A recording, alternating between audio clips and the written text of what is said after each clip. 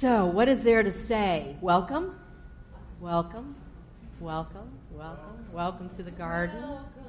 Yeah, I can't do it like that, but welcome. So as I already said, we have just real powerful synergy going on right now. Friday, if you had the opportunity to be there or drive past the Bayfront, you saw a bunch of school children and their parents and other concerned citizens out there for the Fridays for the Future, and that has been excitingly generated by a beautiful young woman from Sweden, and I'm going to talk about her a little bit more this afternoon at our event this afternoon. So we had that on Friday. Saturday was International Day of Peace, right? And the UN's theme for this year is climate change. It's focusing on climate change. And, of course, that's what we've been talking about here all month long, ensuring the stewardship of our earth, held in the container of love, in the core value of love, okay? And so then today, the 22nd, David tells me, is a power number, all right? And tomorrow is the fall equinox. So this is an amazing moment right here, right now, that we're smack dab in the middle of it. And it's our common unity, and it is our common consciousness, our collective consciousness that is vitally important at this time. How we're vibrating. What are we thinking? Are we in that place of fear, or are we in that place of possibility? So here, we want to be in that place of possibility so that everywhere you go, you are radiating that, and touching everybody that you're in community with outside these doors. We want to be giving energy to that, not the divisive conversation or not to the fears. And so raising our energy individually and collectively is what we're about, and we're planting seeds. We're planting emotional seeds, right? Because the more we charge our thoughts with our energy, the more powerful they are, the more creative they are. The entire universe lines up around those intentions that we have, that we infuse with energy. All right, so that's treat and move your feet, right? That's having the consciousness, having the intentions, doing the affirmative prayers, and getting into action. And so we're going to be talking about that a little more today. Ernest Holmes said in the Science of Mind textbook, man's mind should swing from inspiration to action, from contemplation to accomplishment, from prayer to performance. I know, I love that too. I love the action part. I'm tired of just that it's all done in consciousness. Yeah, it starts there, but it does not end there.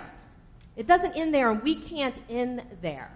We're called into action. Okay, so let me go back to Ernest Holmes. So he said, swings from inspiration to action, from contemplation to accomplishment, from prayer to performance. Let us feel that our purposes are animated and inspired from on high. And then let us go forth and make our dreams come true in the human existence, right? So that's what we're about. So I mentioned this last week, and I posted it on Facebook because I'm kind of proud of it. I wrote the outline for today's talk that centers for spiritual living all over the globe are using. Yeah, I know. How cool is that, right? So, I know. Thank you. So, but I'm not really going to use it today. I'm going to use it, but I'm really letting it morph. I'm letting it morph because for me, I have to be alive in the moment. I have to be present, and I have to be what's going on. And so I see all this convergence, right? I see all the synergy of what's happening, and I want to touch on all of those points. But even more importantly than that, I have a dear friend who said to me this week, I was talking to her this week, and we were talking about all these different ideas and pulling all these different ideas together, and she said fusion, synthesizing, which is what Ernest Holmes did, right? He found the thread of truth that ran through all religions, through science, psychology, philosophy, and put them together, tied them together into this thing called Science of Mind. So, she said, fusion, synthesizing, is the highest form of education. It's the highest form of education. It's the highest form of knowledge. And so I want to introduce that friend. Many of you know her. It's Annie Cederberg. And so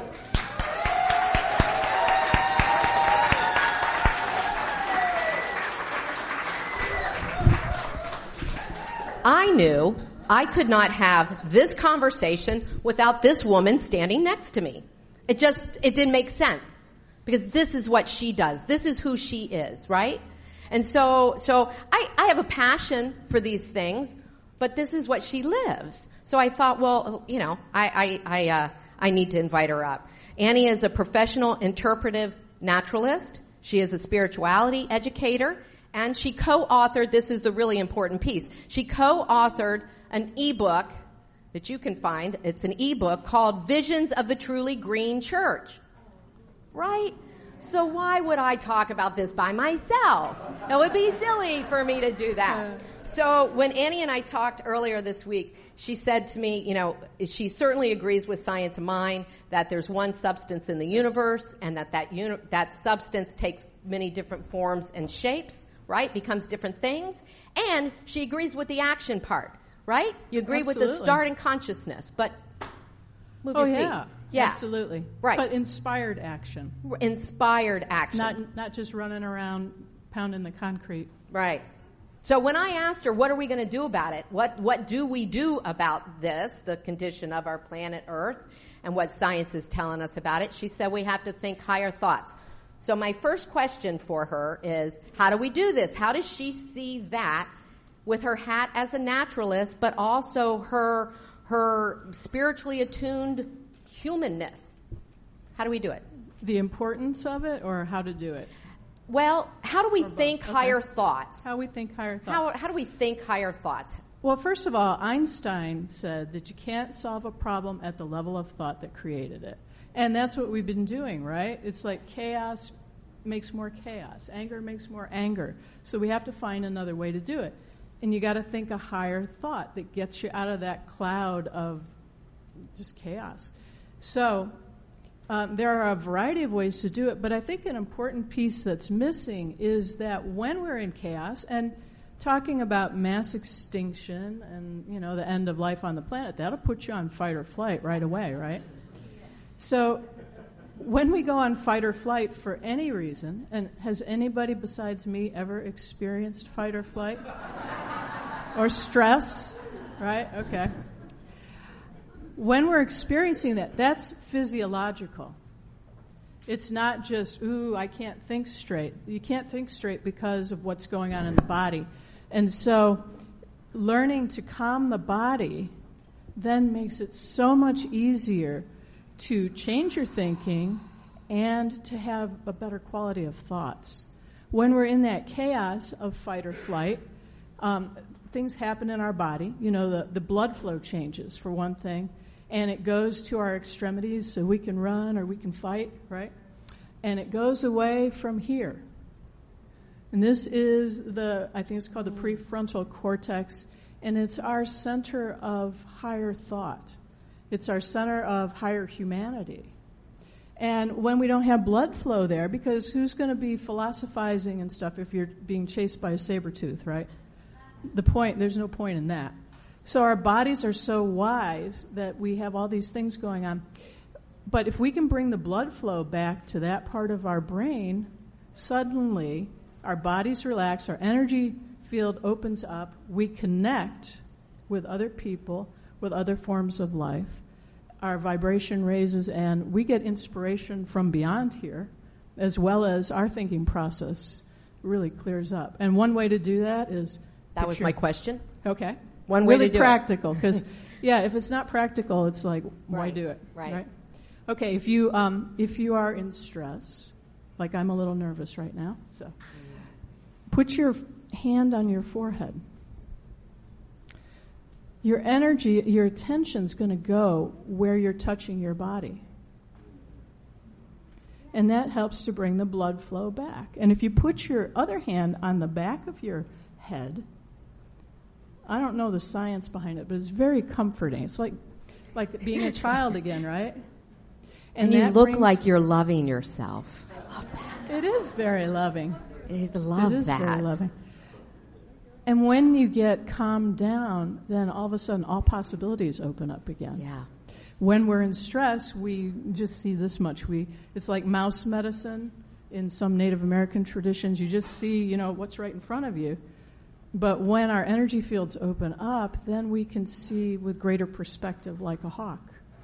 And so that's so important, like I started with, that we can choose to go to the doom and gloom and be stuck on the TV, stuck on the news reporting, or we can choose to do this, to activate another part of our intelligence. We can choose different thoughts.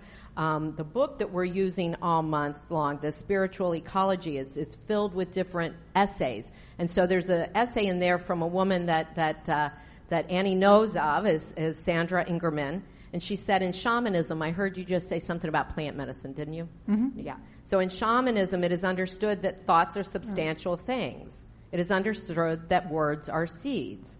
So, of course, that's what science of mind teaches. So let's say that we need to find the calm for ourselves, and we do this, and we do this, and we have those higher thoughts start coming to us. Is there something else that we can do, possibly in nature, where we can find ourselves relaxing and connecting, and tell us a little bit about why that would be, why when we go out there we feel that? Okay, thank you. Well, this is from my perspective. This is what I do. It's what I love. So I see everything through the eyes of nature. Somewhere along the line, we fell from grace by our own doing, by thinking thoughts that weren't true. And it has just snowballed, okay? So, and I lost my place. Untrue thoughts. Yeah, Untrue thoughts. Okay. This is the big untrue thought, that we are disconnected from nature. We are nature. The only place we're not is in our own thoughts that are incorrect. Okay, and so out of those thoughts, we build buildings. Even though this is a beautiful building and we have a great view, it's still not a natural environment. Okay, we live in houses that are not natural. We've cut ourselves off from the rest of our community, seen and unseen. And when we do that, we're not the wholeness of who we are. But the moment we step outside and we go out in nature, nature starts to take us back. Because nature didn't forget us. We just forgot nature. And there's a whole conspiracy of things going on that help return us to a state of calm and to knowing more of our wholeness. Okay, and that's everything from the frequencies of light that are dominant at that time of day, to the colors that surround us, to the negative electrons on the surface of the earth that we were meant to be in contact with, which reduce inflammation as well as stress. All of these things and many more that we don't even know yet start to happen. The trees give off chemicals that are naturally calming to us. And it's amazing because some of those chemicals are to protect them from their predators, but they have a beneficial effect on us. So when we go outside, just know when you step outside today, nature's going to start to take you back. And then we'll go inside and we'll get separated again. I have a dog. I have a wonderful dog, and he demonstrates this. He's like two different dogs. When he's inside, he's very subdued. The second you go outside, and it's not just because he thinks there's something to chase, but he becomes an entirely different dog. That is the most incredible thing. So my daughter has this beautiful little Pomeranian. Oh, my God, and I'm so in love with him. He's so cute. And he's really pretty docile in the house, and he'll sit and meditate with me. He's just adorable. He'll sit right next to you or on you. But I can open the back door first thing in the morning. His eyes roll back. He's like a wolf. And he darts out the back door. It's like something's out there. And he's just this little puffball. It's the funniest thing, but I never connected that. Yeah, and it's that the he's same going with us. into his place. He's being more of who he really is. And It's the same with us. I know I'm an entirely different person when I spend longer periods of time in nature. Yes. And I like myself better. Yes. You know? I was super stressed out on Friday, and I said to Bobby, because this day was a lot to prepare for, just wink, wink, nudge, nudge. And I said to Bobby, I got to go to the beach. So we went and did a long beach walk and watched the sunset and watched the stars come out. And I felt so much better when we got home. I was just so recharged. So can I just add to that? Yes, so please. When we go outside, this is an easy way to do it. Go outside, let nature do its magic, and take you back. And then you're in a state of knowing your wholeness more. And that's peace. And we know we can't create peace out in the world if we're not peaceful ourselves. Yeah. So a lot of the things that we're talking about, and this came out of our conversation the other day, talking about all these different pieces over this weekend, to me they all boil down to reconnect to nature in a profound way, because that will bring us peace. We can still meditate and do yoga. Those are wonderful. But we're not going to have the need to do that as much if we are out in nature more. And that reduces violence. There's all kinds of research. Yeah. So I'm kind of stepping back from where you are right in the moment in the conversation, but why did you write the book? Like, what really inspired you to write? I mean, Visions of the Truly Green Church. It's kind of interesting that we're standing here, and I don't call this a church, but still a community, a spiritual community. So... Well, I've been in spiritual communities my whole life, and I've worked in a number of them, That's too. where I met her at CPL eons ago. Yes, yeah. long time ago. Yeah. And I've worked in different denominations as well. And I've been in the environmental field most of my adult life, and I see what works and what doesn't. And I've lived it. And you don't want to go down the road with all the fear. It's not good for you.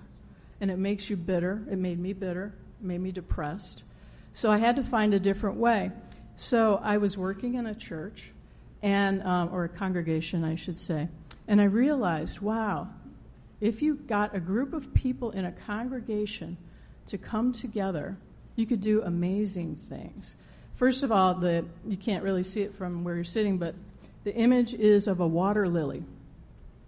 And that rises out of the muck and the mire at the bottom of a pond, and it goes towards the light. It spreads leaves to collect more energy, and then it blooms. And it blooms a beautiful flower. It doesn't have mud all over it.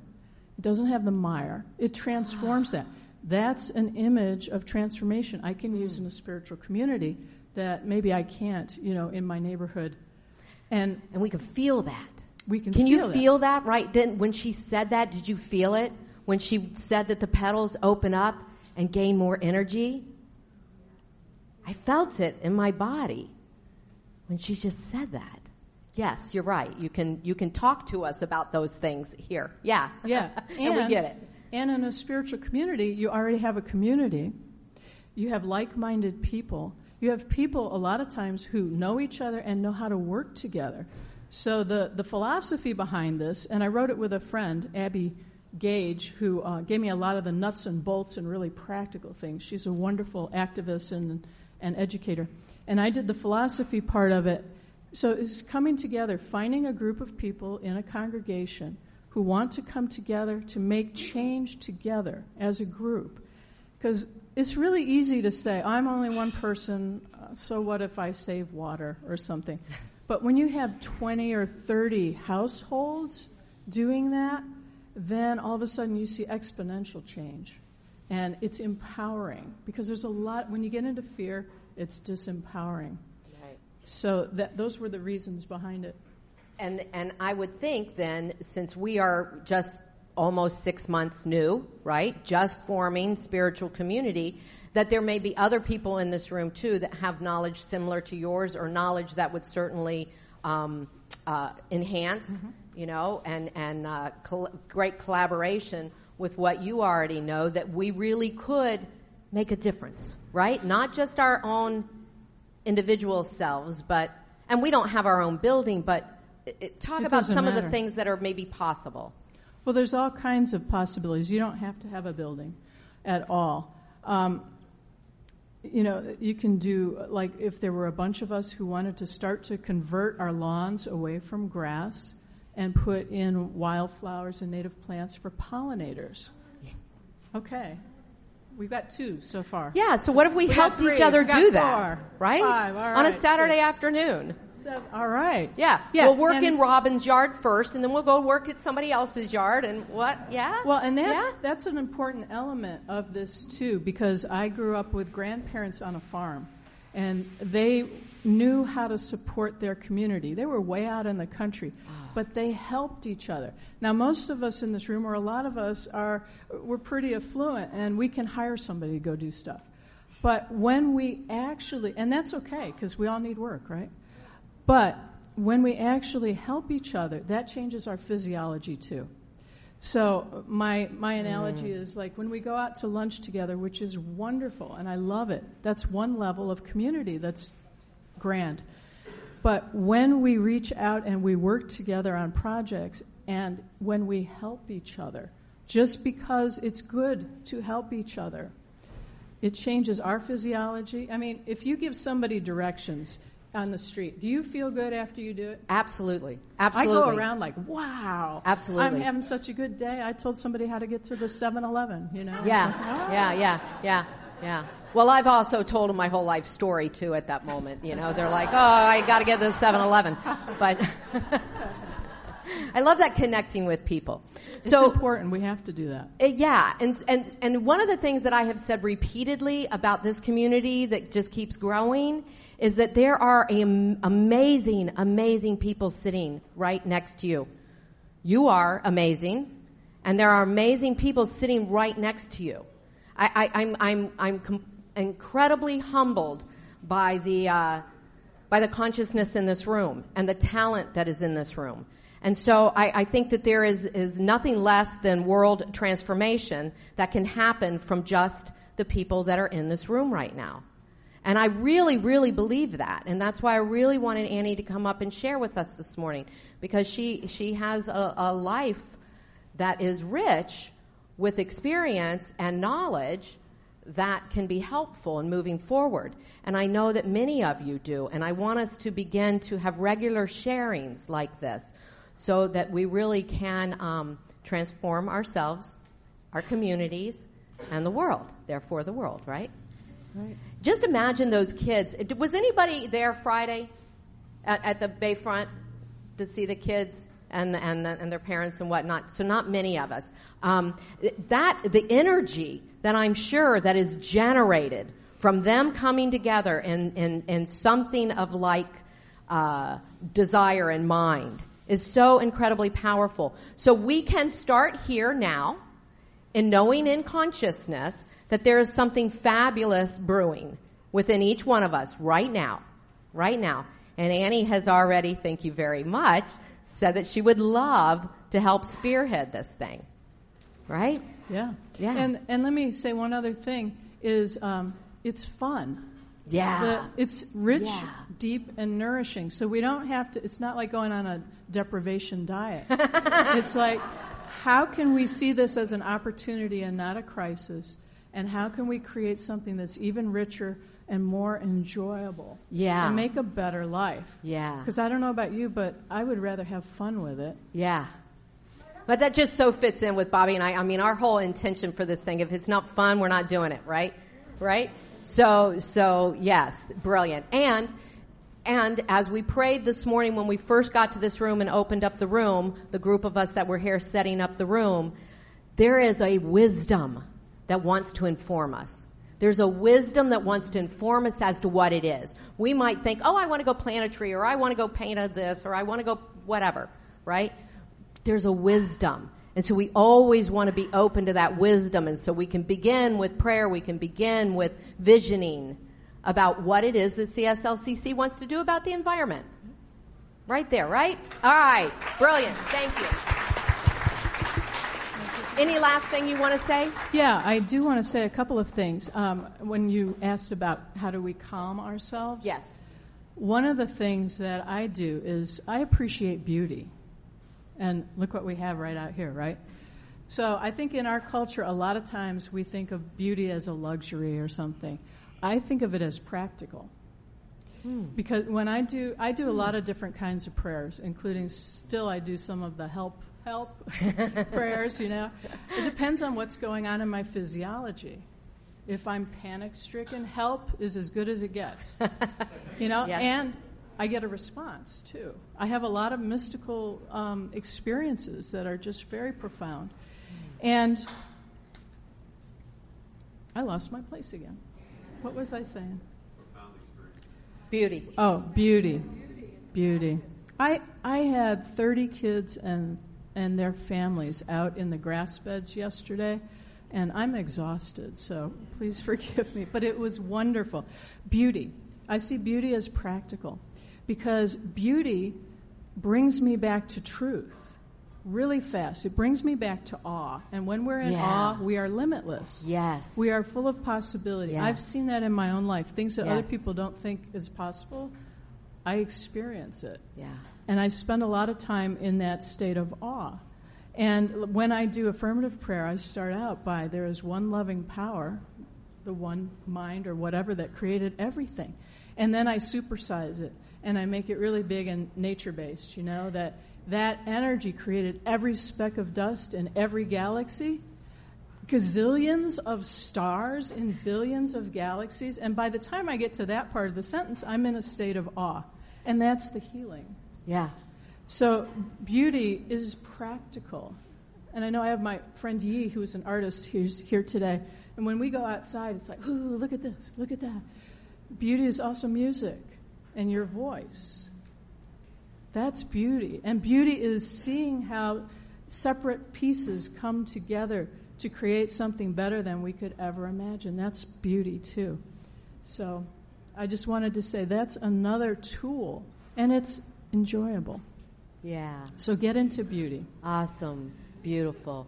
Thank you. So we do have a call to action, right? We have a call to action that you'll hear more about this. And if you're interested, talk to her after the service. Yeah, talk to me, and I'll be in the back, and if people are interested, you can order a copy of this book, and also I've got a book that's Mystical Nature Stories, and I've got some images of beauty. So I don't know about you, I don't get much in the mail. Wouldn't it be nice to send somebody a reminder of truth? Yeah, the beauty. Yeah, so take a look at what Annie has back there. Thank you, Thank you, sweetie. everybody. Thank you.